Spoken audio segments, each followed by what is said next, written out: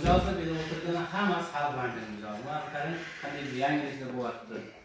Hozir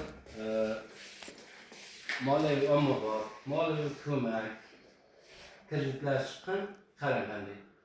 Juda qo'layda bir marta imtiyozga kiritib yaxshi foydalangan mijozlarga yillik milligacha naqd pulda chorvachilik yo'nalishida parrandachilik, hunarmandchilik, o'sha tadbirkor masalan 5 million so'm kredit olganda yaxshi foydalangan.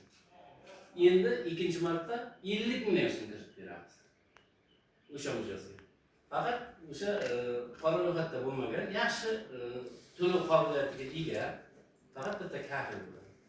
Moliyaviy ko'mak umuman kredit olmagan 21 yoshga to'lgan bolalarga, qizlarga berishimiz mumkin. Faqat garov evaziga. Plastik kartasiga tashab beramiz. U ham xuddi shunday, hamma yo'nalish bor. Necha pul tashab? 100 million. Masalan, kredit olmagansiz, o'zim qarang kredit olmaganman, tadbirkorman, shotiram shu yerda. mayli, shotingiz nima emas, fuqaro sifatida olishingiz. Foiz qancha? Foiz 25%. Moliyaviy ommabop 50 milliongacha, ayollar uchun 24%. Mana 1% deb libatasi bor-da. Qilishlaydi.